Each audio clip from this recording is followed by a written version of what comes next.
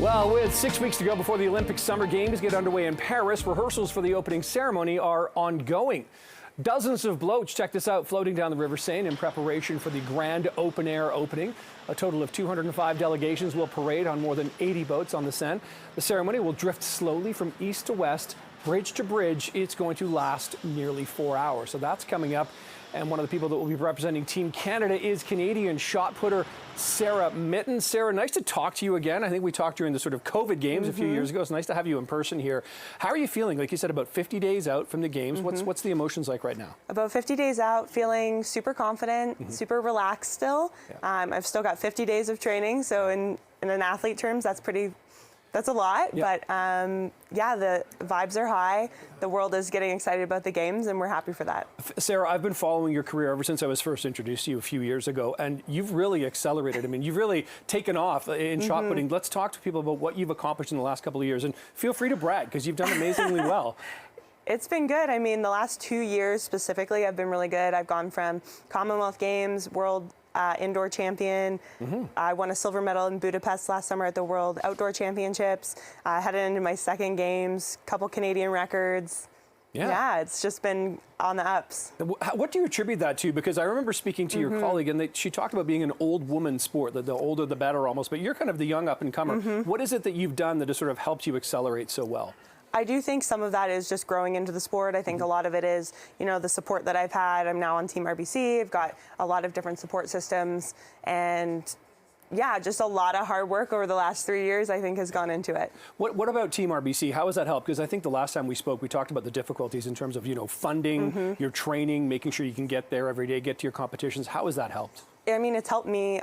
I'm fortunate, you know, RBC is now one of my main sponsors and supporters. So being on Team RBC has really helped me accelerate my own career. But I've also been able to be in touch with, you know, all these different athletes, young athletes who are trying to make their own Olympic team and in mentorship capacities, and yeah, just showing them like what's possible, but also being able to help them kind of find their own journey to the Olympics, and you know, sending people to the RBC training grounds, which you know will start up again in the winter. Yeah, a lot of us have seen ads for those kind of things. What's it like at those RBC training grounds? Like, tell me about that, because they look pretty sophisticated. It is. It's really fun. I mean, I wish I had been able to go through it myself, because I can't even imagine, like as a young athlete, what that feels like. I would have been completely overwhelmed. But these athletes really like shine at these games, so you're able to like test yourself against speed, power, strength, and endurance, and they have them all over the country. So you can go out for free, athletes between ages, you know, 14 to 25, and yeah, you have a chance to kind of represent yourself in front of all these different sporting organizations and see if you have what it takes. And this time around, you are going to be representing not only Team Canada, but yourself in front of actual fans. Because last time around, it was the fanless Olympics because of COVID.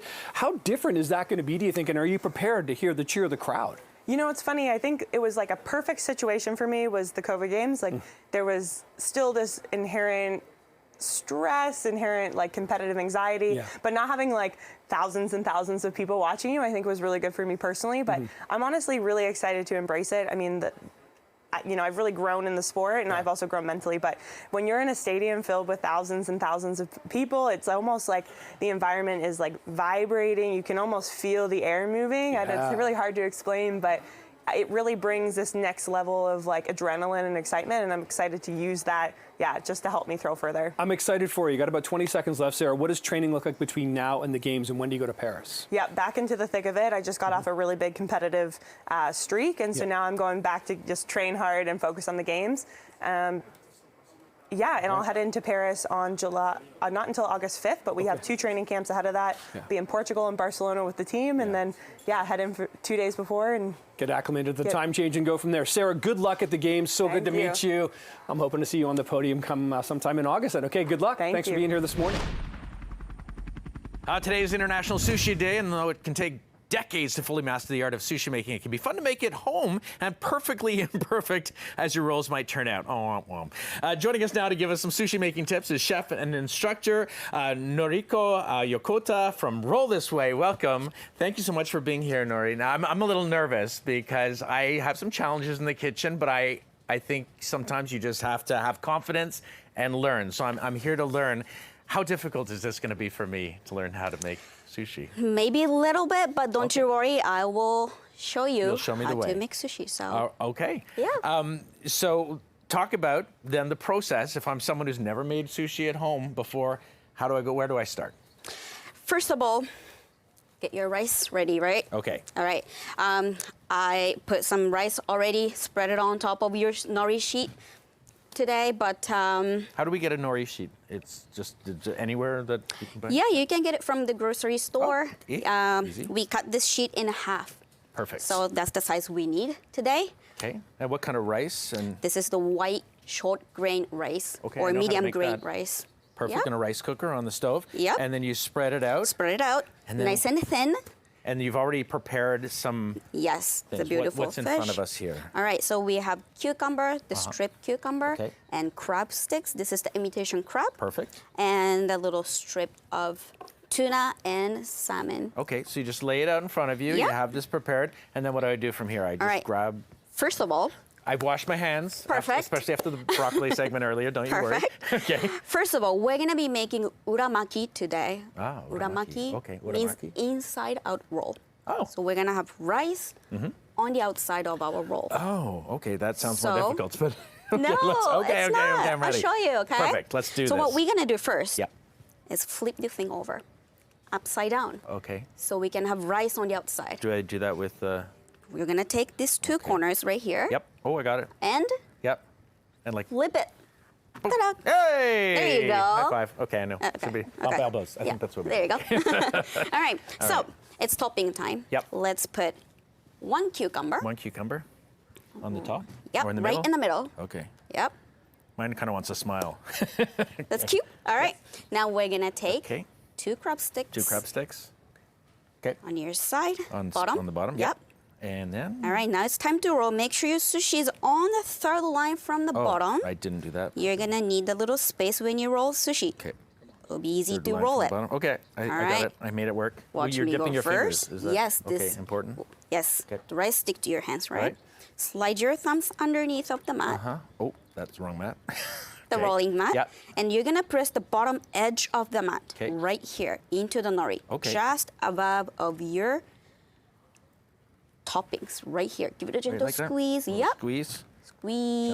squeeze. Yeah. All right. Set, Now set. watch me go first again. Oh. We're gonna lift it up, roll it over itself. Oh boy. You got Okay. it. Lift it up. And then I just roll. Roll it Oh, I think I lost over. something in there, but I don't think this is working. All right. Squeeze. Squeeze. Squeeze your roll. Okay. It might have worked. Maybe. I think so. All right. We'll see. Okay. Let's see. Time to reveal. 3, Oh. 2, 1. Oh. Oh, flip it. Okay. There you go. Yay! I'll just push that back inside. Yep, put it in it's there. like the carry-on luggage. when you- Perfect. it won't fit in the thing. Just Fascinating. You make it look so easy, but Bill is like I think showing Hey. kind of how like it's Oh. it's a challenge, right? You know. That's all you got. chirp me for my Yeah. sushi. No, I'm just being right. honest. And now we slice it. All right, now we're gonna put our sushi on the cutting board. Let's keep this rolling mat just so. Okay. Now I'll help you. I tried. Do you have a special All right, knife? You did. I do have Oh yeah, we got the a roll very this sharp. way knife. This is from the roll this way. Okay. A little cute knife. Make sure your knife is wet before you Oh, I cut think it. pointed down. I was like, I know that part. Just- Use the sharp side. Yeah. Yeah. All right, we're gonna cut it 8 pieces. 8 pieces. Half and half and a half. Oh, that's right? smart. I was All going right. to see if I could figure it out. Okay. Cut down this the in middle. half. I Yeah. like that half and half and half, right? Because Yeah. if you think about it that way, you're just constantly, wet every single time. Yes. Yeah. Make sure your knife is wet. Okay. Easy to cut. How many pieces are we doing? 8? 8. Okay. 2 to 4, 4 to 8. Yes, there you go. Keep stick going. Nice. I see what you mean by wetting your fingers too, to just make everything slippy. That's precision. Yeah. I like this. Okay. You're a big sushi eater, right? I So- love sushi. Yep. Yeah. Oh, I forgot to put the strip on top, the Uh-oh. topping. Oh, that's okay. What's the this is salmon, Oh, this obviously. is- Yeah. Salmon or Yep, tuna. tuna. I guess we could do it in 8 pieces. No. Yeah, let's put it on top. That's Yeah. pretty- Okay. Yeah, then it's just kinda supposed to cut be it. put it on Review? Oh, top we're good. and then Yeah. cut. Okay, well, we're good. I made a little We can do it. mistake. Sorry. No, you're the master. No mistakes. Look at that. Like it never even happened.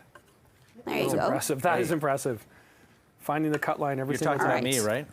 and Bill as well. Absolutely. Yeah. Oh no. Okay. All right. Now I'm gonna sauce it up, and we're gonna touch And Okay. it's time to taste our sushi. Perfect. We're running low on time, so let's see if we can Yeah, fire that accelerate torch this. up. I'll Yeah. let you do your work. Yep. And while you do that, also, there was a fun drink here, which I will pop the top. What is it called? Ramen. It's the Japanese pop. Okay. And we go pop, right? Yep. Hey! Oh, that's fun. Okay, while we what do you call it? Sear the Torch it. top? Torch it? Yes, torching. I want to let you know about a discount code. This is exciting because it is International Sushi Day. If you want to learn how to make sushi roll this way, roll this way, rather, if you want to learn to make sushi, Roll This Way is giving a 20% discount off their Sushi Making 101 classes. Go to rollthisway.com and enter the code Sushi Day. Sushi Day. That's the code for 20% off. The offer is valid for today only to celebrate International Sushi Day. So just go to rollthisway.com. And while I was doing that, suddenly magic was happening over here. Sushi's getting cooked. Yeah. You know, sometimes you just have to leave it, Nick, to the experts. And there are those who create and there are those who eat. And I think I know which side of that We're the equation eaters. I'm on. Yeah. Ooh. And that kind of caramelizes Yes, a little it's bit. Ooh, yes. that's so pretty. Go to unagi sauce on top. Okay. All Oh my right, so gosh. these 4 pieces are already cut. When is it time to eat? Can we toast you? Should we? Yes. All Let's right. toast Nori. Aw. Cheers. Cheers. Cheers. Thank you so much. Thank I feel like you. I'm one step closer to being a master sushi maker. You did such a great job. Thank you. And just drink it like that? Yep. Okay. It's like a baby bottle. Yeah, yeah, right. Forgot to take I out love the it. lid. Work, I'ma work hard, yeah. You put in the work, we can work it out. Now, you're a piece of work, but you're a work of art, yeah. I'll put in the work, we can work it out. We can work it out tonight. All right, Lauren Gray has become one of the most famous TikToker creators and considered by many to be a pioneer of the current social media platforms. She remains in the top 20 list of the most followers on TikTok, even standing atop at #1 at some point. And she's also a very talented pop singer. And she's here to share her wisdom on social media at the Collision Conference in Toronto. Yeah, so Lauren joins us on live from the floor of the Tech Summit. Lauren, really impressive resume for a 22-year-old. It's quite remarkable. You've built your own brand. A lot of people your age, maybe a little younger, a little older, are trying to do that. What made you special, or how did you accomplish this? Because so many people have a goal of doing it. How did you do it? Oh my gosh, well, thank you so much. That was quite the intro. I started social media when I was 13 by complete accident. So I was uploading videos accidentally, and they were going viral on TikTok before, when it was Musical.ly, and I was consistent.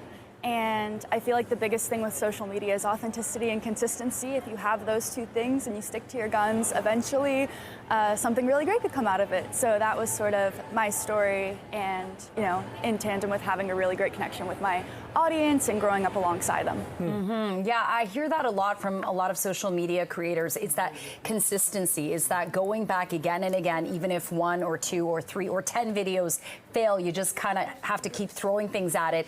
But Lauren, you've got 51 or 52 million followers on TikTok, 22 million on Insta, and 3 million on YouTube. I mean, the numbers are staggering. I don't even think some TV stations reach those numbers at all, or shows. So at what point, when you were racking up these followers, did you say, this is getting a little bigger than I can handle myself? When did you need to bring in a team? And what does your team look like today? Do you run like a small company and a small empire of people that you hire? Yeah, so I have a digital marketing agency called CrowdSurf that manages me, as well as agencies and a ton of people that surround me and protect me, and also bring things in and keep bad things out. But the first time that things really got serious, I did a meet and greet in London, and I just posted about it on my socials, and thousands of people showed up to Leicester Square and shut it down. Wow. And it turned out to be super unsafe, which was not what I was expecting, but to see those numbers in person really put things into perspective. And yeah, it was, I would say that was one of the first moments where I was like, okay, I think we need some people to sort of harness this and keep it under control. Yeah, it's a wild story, Lauren. You know, I was reading all about you last night. It's fascinating as well. I wonder when you made the transition, not transition because it seems like you're not moving away from one thing to do another, but the music side of things here. You know, you're writing some hits, you're making some great collaborations here. How did that part of it all, you know, fit into your brand? Yeah, so I was actually writing poetry growing up, and when I moved to LA, I was surrounded by incredible music and incredible musicians, and I wasn't a good singer at all, but I put all of the money I was making into vocal lessons because I really wanted to learn how to write music and how to perform. So I spent a lot of my early teens working on that until I eventually signed a record deal. That ended up not being for me, and now I'm working independently as an artist, and I just released my debut project last year. Okay, congratulations on that. We're, of course, looking at the video that you collaborated on called Breadcrumbs, which is a great concept. I feel like there's, you know, definitely a lot of genuinity in your music and your lyrics. Lauren, I got to ask you, at the tech conference, you're at Collision right now. How many chats will you be doing, and what's the vibe like in terms of, you know, people going up to you saying, oh, hey, Lauren, you're there? Like, is there a lot of fanfare?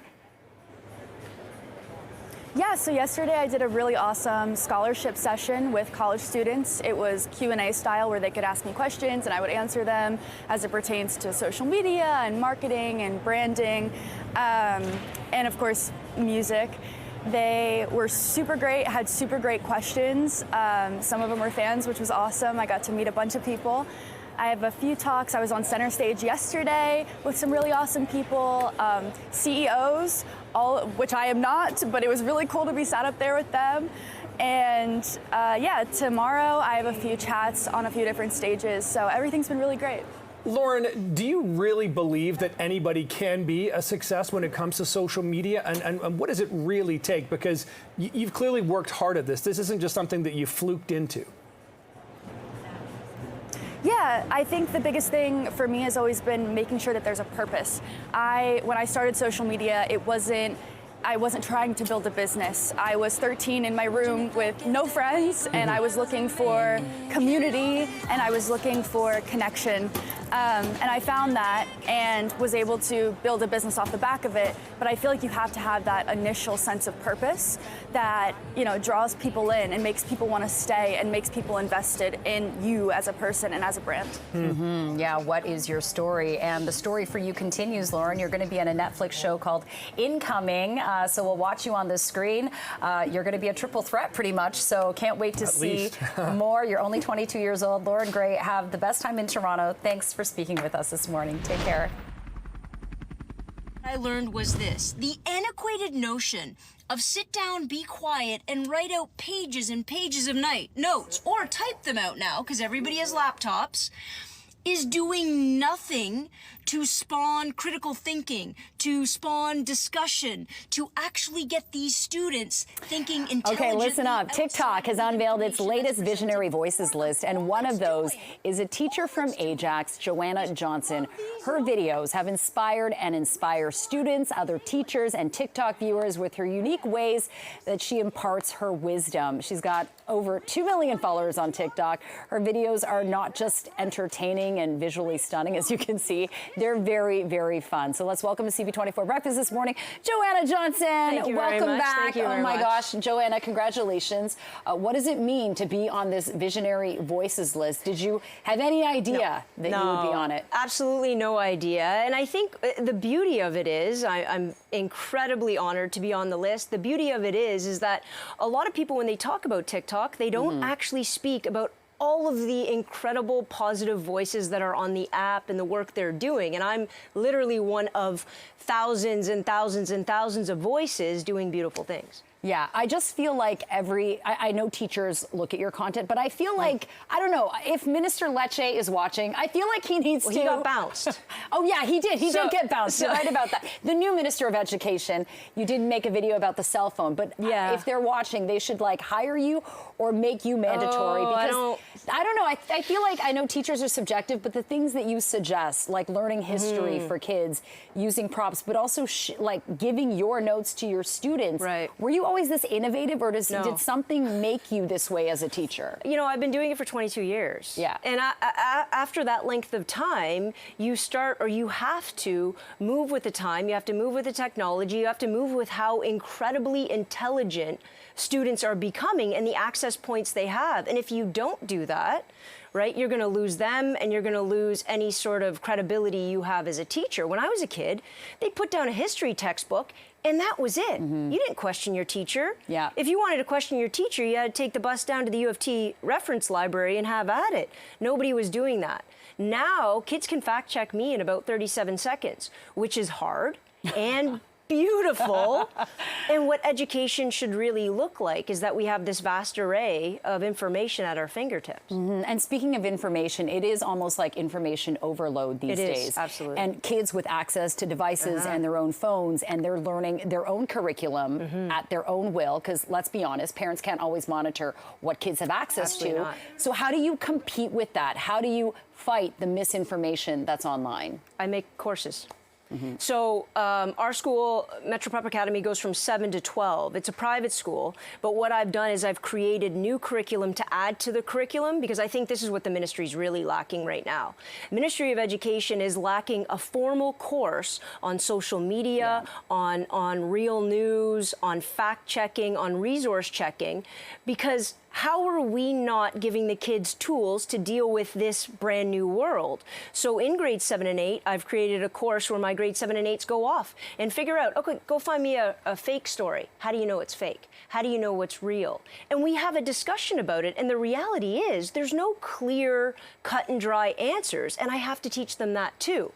That's the world in which we live. So you have to use all the resources at your disposal. You have to be able to critically think, and you have to be able to use common sense. And it's amazing to me what 13 and 14-year-old kids can do if you give them the conversations and the tools to do it. And the confidence, which is something 100%. that you said your mom gave you when you were a little girl. Yeah, absolutely. And, you know, she allowed you to put up your hand and answer, even though you got With every no question information. wrong Yeah. and didn't know, but you had that confidence. So I know learning starts at the home.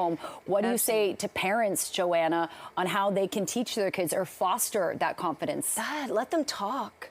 Let them have opinions. Even if they're wrong, have big discussions with your kids and understand that you have to have them, because I promise you, they're looking up stuff on the internet, their phones, at their friend's house. They're having conversations everywhere. Yeah. So if you want to make sure that you're a part of the discussion, then sit at the table and have those big conversations. And I think you'll be astounded at A, how smart they are, B, how analytical they can be, and how creative they are, and encourage that. Because if we encourage that, then you won't create students and children that are so easily confused and manipulated later on in life. Oh my gosh, so much wisdom.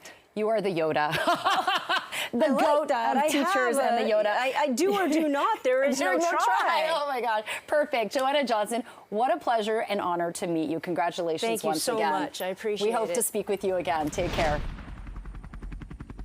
My favorite segment on Fridays, Richard Krause, host of the Last Call podcast, joining us live for a breakdown of what you can stream or watch at the theaters this weekend. Richard, happy Friday.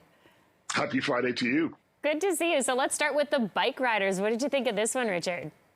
This is an all-star cast. It's Tom Hardy. You know him as Bane from the Batman movies and lots of other things. Austin Butler's in here. He played Elvis, was nominated for an Academy Award. Julie Comer from Killing Eve. And it tells the story of a group of men told from the perspective of one of their wives who come together as a bicycle group. But when they first get together, it's because they're all outsiders. They have nowhere else to go, nowhere else to be except to be with one another. And then over time, the bike club turns into something else, and lawlessness and crime enters the scene.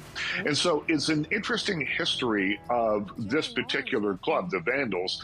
But for my money, it doesn't quite have the grit that it needed to feel truly authentic. It's a movie about people who cannot play by the rules that plays it really by the rules. So I liked it. I didn't love it. Called The Bike Riders, in theaters right now. Okay, well, it's definitely got a star-studded cast. Sure does. Next up, Richard, I'm curious if this is like a spin-off of Thelma and Louise, but it's just called Thelma. Oh. It's not. I Okay. love this movie so much. It is not Thelma and Louise. This is June Squibb. If you saw the movie About Schmidt, you know that she played Jack Nicholson's wife in that movie. She's been in lots of other things. Here she plays something that's very rare in film. She's a 93-year-old action hero. Whoa. And so she plays a grandmother who gets scammed out of $10,000 in a phone scam. And she decides that she wants to get her money back. And there is, as we see here, a low-speed scooter chase. There's all signs of things that are very, very funny. But also, along with all that, is a poignant story. But, she might not have the same moves as Ethan Hawke or, Ethan Hunt from Mission Impossible, but she's way more charming than Jack Ryan or Jason Bourne.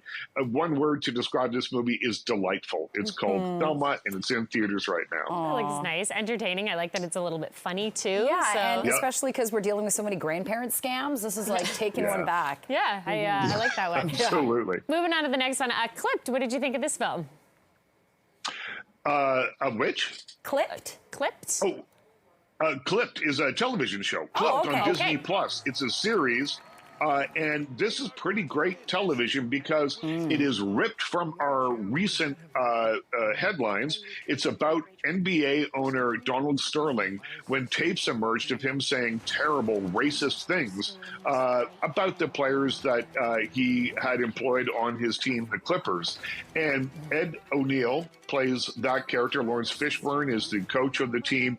And it walks you through this story little bit by little bit. But it's these two performances in the middle of the show, I think, that really sell this. It's an interesting look at the NBA and an interesting sort of insider's look at a very rich and powerful man who could just not get out of his own way. Called Clipped, and it's on Disney Plus right now. Oh my gosh, That'll be a good one, very I think. interesting. I almost didn't recognize Al Bundy there, but there he is. That's right. That's right. Yeah, quite a Amazing. transformation. Okay, and lastly, another TV show. This is on Netflix. I've seen the ads for it. America's Sweethearts, Dallas Cowboys cheerleaders. This is another sort of sports behind-the-scenes thing that will show you things that you probably didn't know. It is grueling to become one of the Dallas cheerleaders. The audition process is brutal. Once you're in, it's brutal. You don't make any money. You're there for the prestige of being able to put on your resume that you were a Dallas Cowboy cheerleader. And even when you're a veteran, even when you've been on the team, you still have to audition every year to come back. Whoa. It is hard. It's not a competition show. This is an actual documentary about it. But man, I don't know, after having watched this, how people put themselves through this for what seems to me to be very little reward. But, maybe it looks great on a resume. It's called America's Sweetheart, Dallas Cowboy Cheerleaders, and it's on Netflix right now. Okay, certainly not easy, and it gives you a real appreciation and perspective of the hard work it takes. The only thing I have in terms of what it takes are a pair of white cowboy boots. That's about as hard as And I don't even have that. Okay, Richard, thanks so much for those picks. Have a great weekend, and we'll chat again soon. Take care. Thanks, Richard. Absolutely. Talk to you soon.